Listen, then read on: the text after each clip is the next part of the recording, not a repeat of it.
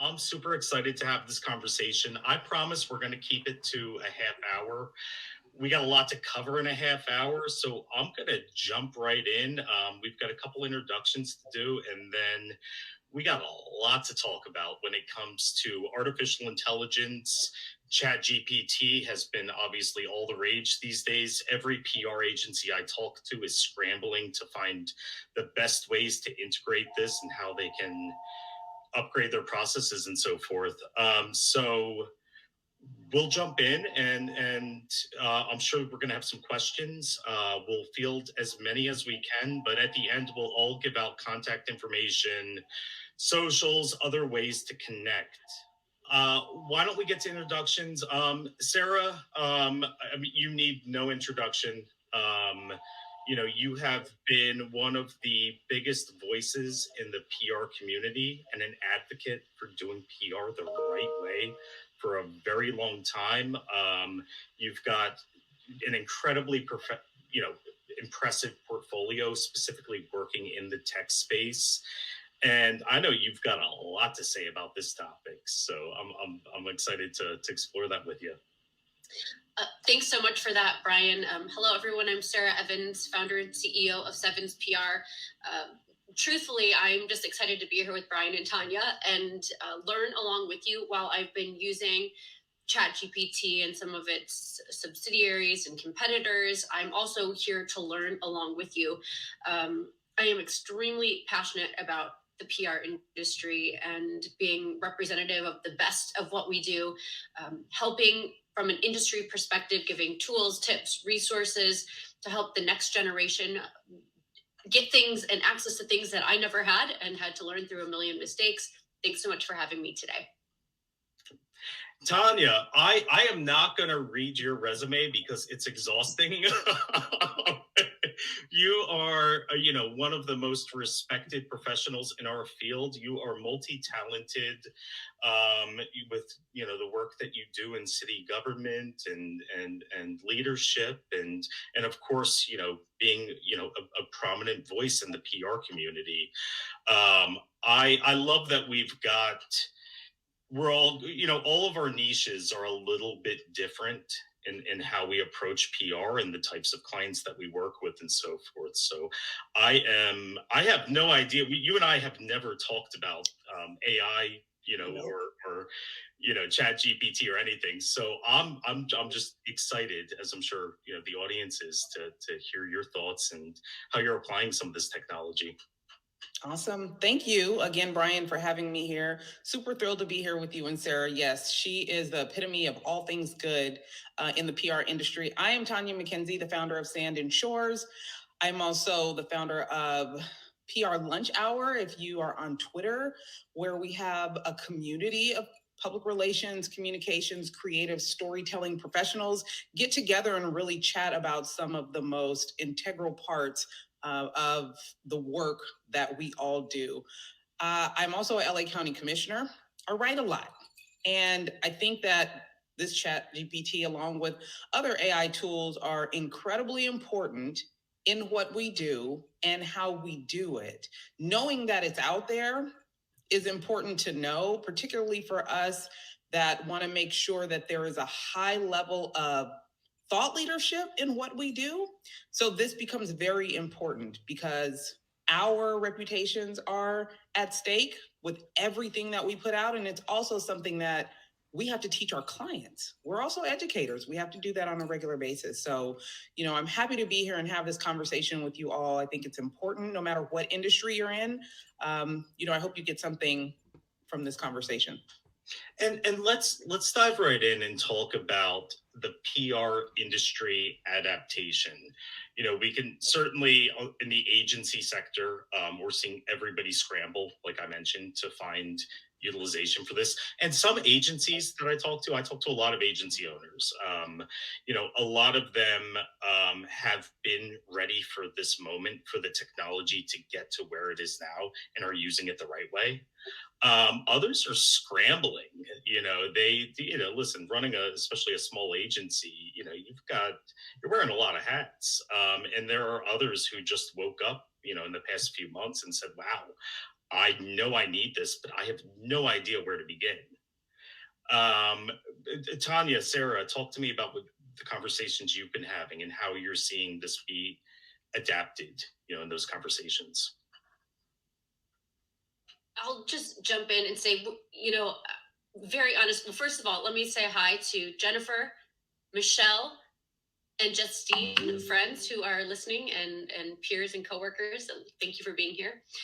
Because we work in tech, this wasn't a huge surprise. We've been using AI-based tools for years. In fact, with the now quick introduction to, I think, mainstream market, it actually killed a few former clients who had tools that were just too early to the game. So we, of course, are learning along with you with the best prompts and integrations and utilization, but it's really on our end, we've been automating a lot of things for years, of course, with human intervention and oversight. So I feel like at least whether through this chat or post following us, if you have additional questions, we can talk to you about things that we've learned because we have gone through a longer learning process. And I think I first really got alerted to how important it is to have this conversation and to be a part of the conversation, because I'm in various different industry groups. One is my speaker group. So, I'm a public speaker and we have different groups, and they got very excited. We were having a group meeting and they got very excited about it, like, oh my God, I'm all in. And I'm thinking, okay, but you're a speaker, so people are going to hire you to speak. And if you're going to be using this tool to speak to other corporations and their employees, how do you know that the information that you're giving is, one, original, two, is it verified, three, that you don't get in any trouble with this information? So it wasn't even my PR community that started getting so excited about it. I think because we know how important it is to have unique ideas and unique thoughts, because we're committing them to paper and to other professionals looking at us and as of the authority. So other industries not really understanding what kind of trouble you can get into with plagiarism, let's just call it what it is, and unverified information, that for me was like, okay, we need to start to tackle this because we understand it, the good, the bad, and the ugly of it, more so than any other industry. But yes, hearing from others in different industries how excited and opportune this was for them, that was scary for me. And anytime that happens, it's always for us the opportunity to put a pause on it, do some more research, and then come back with information that can better inform our community, because our job is really to keep the community informed through the journalists and those others that we work with. So, when people start getting too excited, that's when we're like, please hold, let us. And this will not be the first or last time that new technology, since technology has been introduced into our profession day one, there will be people who will misuse, abuse, and otherwise be nefarious players across the board. The quality rises to the top after this moment in time is no different, and I'm sure there will be. Absolutely. We saw that with automation technology. You have shops out there who automate the pitch, automate the follow-up. Journalists love that. And they don't even hide it. So that's a good segue into practical application, because there is some good, there's some bad in how we're seeing this technology being applied too. Let's break that down. I'm going to lead off this part of the conversation with a Twitter exchange I had earlier today, regarding people automating responses to Harrow. I think, most people who are tuned into this are familiar with Harrow. There's similar services out there where reporters put out queries and look for email responses to them and work with that. And the issue was raised, there's probably a lot of agencies or just individual people doing DIY PR who are just plowing through these Harrows and plugging them right into ChatGPT or whatever tool they use and sending back responses. That is a horrific, thing to imagine, but we all know how people operate. There's people doing it. I mean, I'll throw this out there. I mean, we'll start there. We'll talk about other angles, but I mean, is this going to disrupt Haro and those services? I mean, they have to. You would imagine they're working on ways to try to screen this because they don't want to be publishing that stuff. Well, you look at something like Haro, where the information that we actually provide them, that, the answers to the queries, go to different journalists and reporters in different outlets. So now we start looking at the ethics of those outlets, of those reporters, of those journalists. Are they actually fact checking and verifying information that they get from individuals like us or our clients? I have actually sent in information before, and a journalist just be, okay, I'll print it. And they print it exactly how I wrote it, not with any additions, any corrections, any edits. And here, all this time, I'm thinking they edit, add, and do all kinds of things to what we're sending in. So now I am a lot more careful when I send stuff. But the truth of the matter is, sometimes journalists just print what you write, print what you sent in the same way you sent it.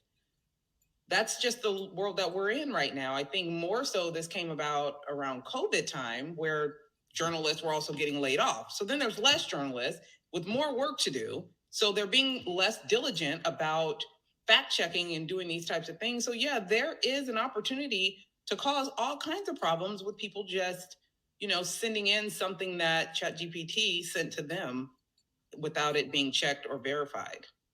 I mean, without giving away my age, not that I'm not proud of it, I've been using Haro since it was a Facebook group, and in fact had dinner with Peter Shankman 2 nights ago. So I mean, it's old school. He was the founder of Haro originally before it was acquired.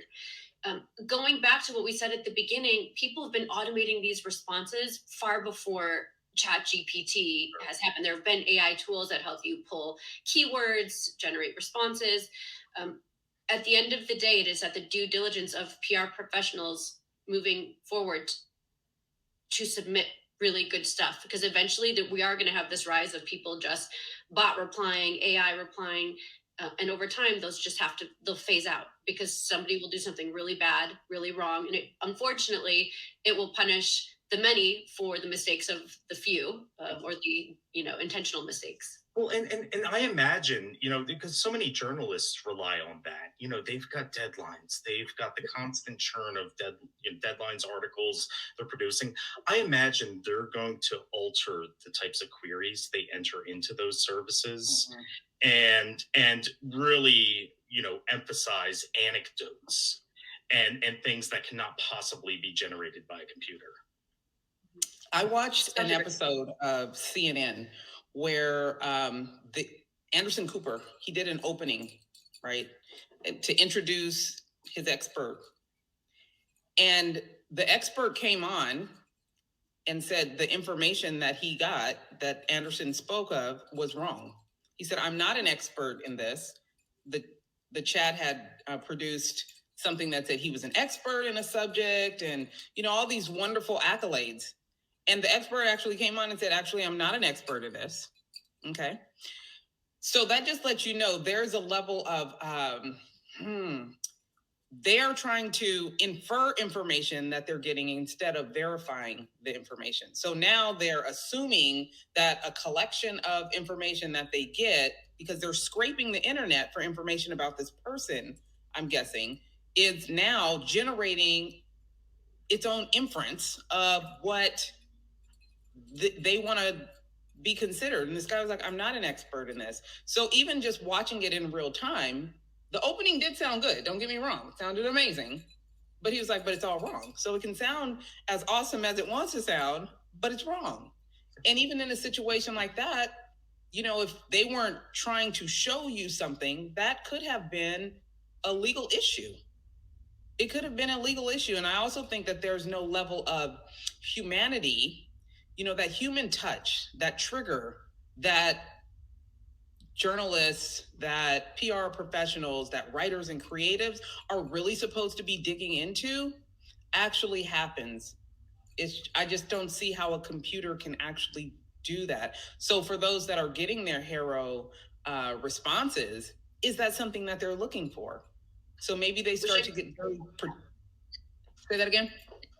Double tap like fire to your response right now on the screen. I mean that, you know, we have to recognize too, no matter what this produces, there's still something about what we bring to the table that it can't. And for those that are getting those responses, is that what they're looking for now? Do they really start paying more attention to the emotion, the humanity of the responses that are sent in? I mean, since we're talking about Haro. Mm-hmm. Can we talk about the positives? I mean, it's not all doom and gloom, right? I mean, there are certainly things it's very good at. And what's impressed me the most is the creativity level, and that might be something that some folks who are just getting new to utilizing some of this technology aren't aware of. But I was hanging out with my adorable nephew the other day, and he loves Legos, and he loves Wolverine from the X-Men. So I actually don't use ChatGPT. I use an alternative platform that's more catered to types of things I use it for. But I had it write a hip hop song about Wolverine building stuff with Legos, and it was hilarious. I rapped it to him, and he was belly laughing. I'm not gonna rap it on this chat or anything really. On camera, but it was hilarious and funny and witty and amazing. So the creativity factor of it, for anyone who hasn't explored it, through that lens, check it out and play around with it. It's going to impress you. And let me just say, I read an article this morning. Obviously, there's no shortage of articles on this topic, but it was a tech founder who said, I created a fake co-founder in GPT to help have someone in the office with me to run ideas off of. And I thought, oh my gosh, that's what I've done with it. I created a brainstorm companion. So I'm not taking things at their word, especially if I'm using ChatGPT 3, knowing that maybe this hasn't been updated since 2021. I'm going to cross-reference it, but I'm using it as story starter, ideation, brainstorm support, versus the big scary automation, bot reply, monitoring scenario. I feel like I have a new office mate who helps me bounce ideas off of, because our whole team's remote and decentralized. So sometimes you just want some idea to get started, because my mantra across the board is it's always easier to edit than it is to create from scratch, and it gets me to point B a little bit faster, which saves us a lot of time, which means more output. And I think that is exceptional. I think it's like Siri 10.0. Like, I can just ask a question when I can't generate ideas or unique ways to look at it, because we have to acknowledge what it really is. It scrapes the internet for information that we may not have ever even thought about looking for, right? It gives us options in regards to the angles that we approach. And depending on what it pulls up, it actually gives us ways to analyze a particular subject. So when you ask the question, and someone said it in the comments, be creative about the questions that you ask. That's with everything that we do. Our job is to be creative about the angles that we, pitch to journalists, the angles that we come back in for stories. We're not just asking yes and no questions or saying, give me this. Our job is to be creative. So having it does the research for us, but we still have to compile the information in a way and analyze and add triggers and relate to our audience in a way that it can't do by itself. So it does help. It's a tool. And like any tool, if it's not used the right way, it can cause problems. But man, if you use it right, like you said, it can be your little desk buddy. It can be your coworker. I even take, when we record meetings now, I will pop it through ChatGPT and say, give me an executive level briefing of this conversation, double check and get it off. And that was taking us maybe an hour to recap manually, even with automated systems. So, there are just ways we can expedite things that were taking a long time. Yep. So, Loring, you asked me which platform I use. So grab your pens, check it out. WordSonic. Check it out. It has so many templates built in that, especially for PR professionals, have a lot of practical application. And I'll tell you guys a few things that I use it for too, specifically. Um, so with bylines, I have a lot of my clients set up as Forbes contributors or Kiplinger contributors and whatnot, and we'll collaborate on the initial draft. But a lot of times, to make those articles really hit, the client will give me great insight, but they don't have a whole lot of source material to back them up. So there is a template in this where I can plug in an article and it'll scan through it and give suggestions of where I can add source data to back up their arguments, which is incredibly helpful and expedites a process that would have, it can turn a process that would have taken, an hour or two, and you can get it knocked out in 15, 20 minutes. Brian, is it Right Sonic versus Word Sonic? Oh, I'm sorry. Yeah, you're right. Right Sonic. Yep. And then the ChatGPT tool that they have in there is called ChatSonic. Yeah. Thank you. Nice. So that's one practical application that I use it for often, and it has been incredibly helpful. I'm trying to teach it to help with press releases. Now, most PR people are terrible at writing press releases. It's just that, like, such a drag on your day to, have to put it together, especially if it's, a more of a mundane announcement. But with this, yes, I'm teaching it to capture the who, what, why, where, when. Put it in the inverted pyramid as we should be putting out these announcements. But at least teaching it to format that information, get it structured. Then at that point, I just have to go through and edit rather than writing and structuring everything from scratch, which is a huge time saver. It is not going to write a good press release itself. Most PR people don't write good press releases themselves. But this gives that foundation to speed up that process so that you can focus on the human element and not have to worry about all the formatting and so forth. So those are a couple examples. Tonya, Sarah, I mean, what are some other, practical applications where it's really been helpful? Biz dev. One of the things we do on a portion of our biz dev decks is to give an example of what kind of story starters we'd look at for target media to reach particular audiences. Again, that is expediting that piece because we were doing manual research into each of those verticals, topics, reporters, and now with these, I mean, they're pretty extensive prompts, but I can share those with you guys offline. Just message me. It's giving us results to start with. Some of them we can just use, and I'd say maybe about 30% of the time we have to add in other ones because this is just for biz dev. These are not actual story starters we're using for journalists. We're giving an idea. Of course, if we're going to do outreach, we're going to take those ideas and break them down even further. And I love to use it for research to find experts for articles because if you ask, it gives you different people, different professionals in a particular field, where then you can, with contact information, I've asked for contact information.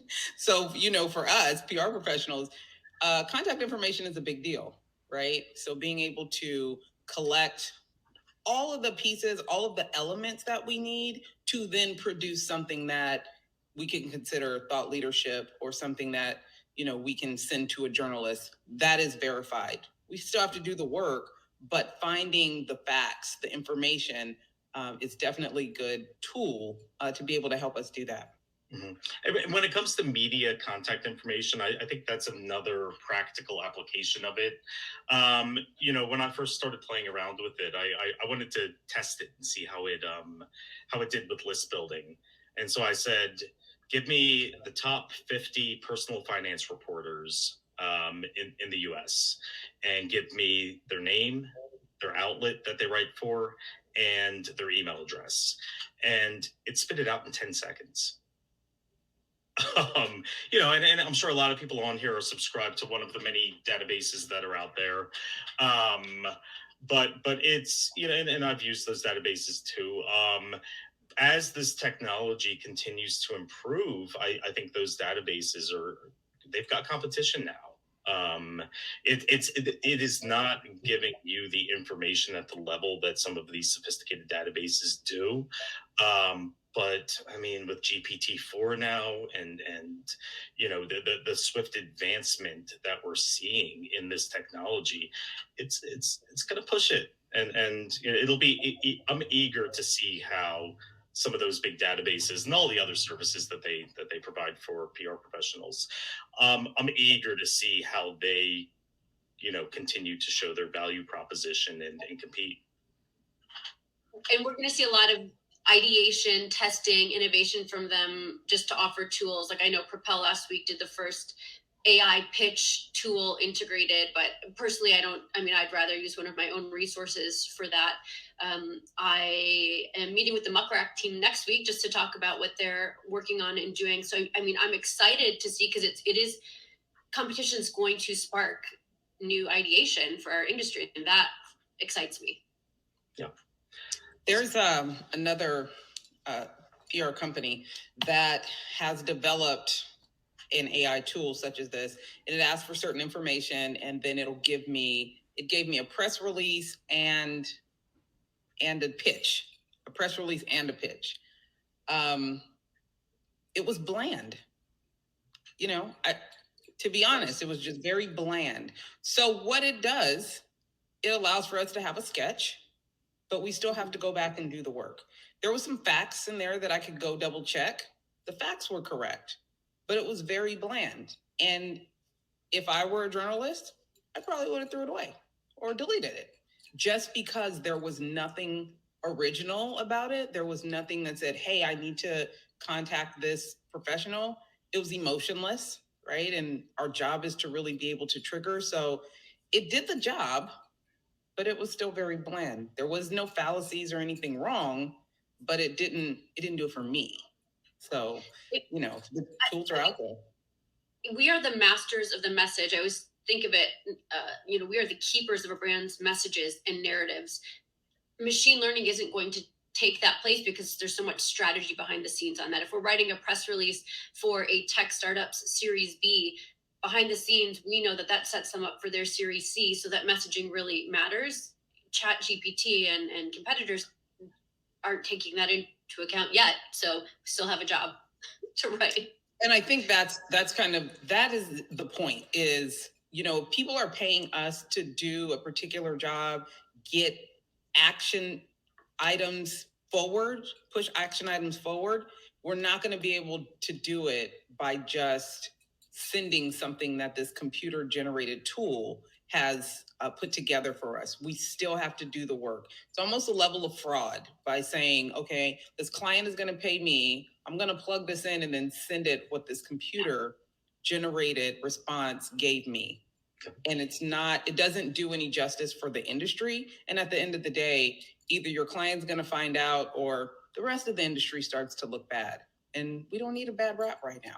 They'll be out of work fast. It'll diminish the competition pool if people want to use it like that. Yeah. So I know we were going to cover SEO. If all are in favor, I say we scrap that. Listen, I can talk everyone's ears off when it comes to SEO and how it's changing that playing field.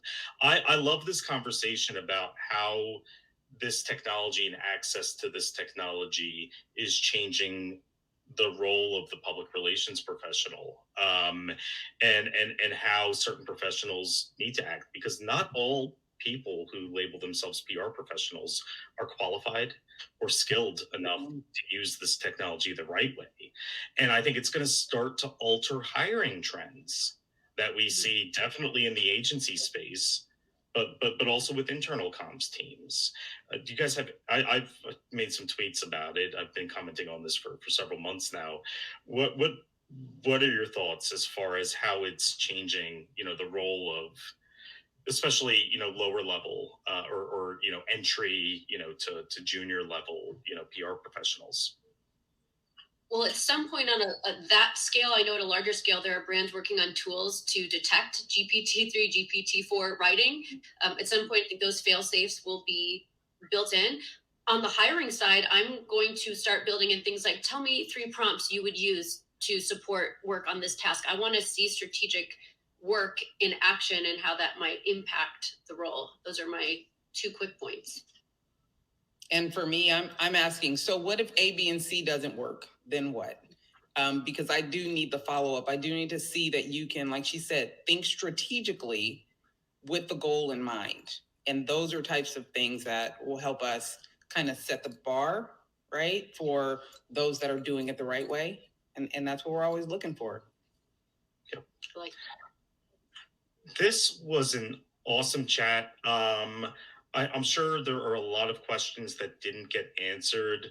Tonya, what's the best way for people to reach you with any follow-ups? I'm pretty consistent. Tonya McKenzie PR on all social media platforms, or you can find me at Sand and Shores on all social media platforms, sandandshores.com. Sarah, what about you? On Twitter at PR Sarah Evans. You can email me, Sarah, SARAH, at Sevans, SEVANS, PR.com. Awesome. Anybody who wants to reach me, I tweet a lot, Brian Hart PR. And LinkedIn is a great way to get a hold of me. Any other inquiries, info@flackable.com. And happy to continue the conversation. And Brian, thank you. Thank you for putting this together. Really appreciate the work you're doing and investing time, just giving to the community. Really appreciate that. Absolutely. I follow you down a lot of your rabbit holes. I appreciate the work that you do. Okay. But I stay close enough to the top so I can go get my work done. Sarah, it's a pleasure to be in the room with you. No, absolutely. And hopefully we can round up and do it again as this technology advances and, we see where we are in the next 6 months, 12 months and into the future of the industry. And who knows, I'm sure something new will pop up by then and we'll sit around being the skeptics that we are and continue to have these conversations. Looking forward to it. Tonya, thank you. Thanks, Sarah. And thanks everybody who tuned in. See ya.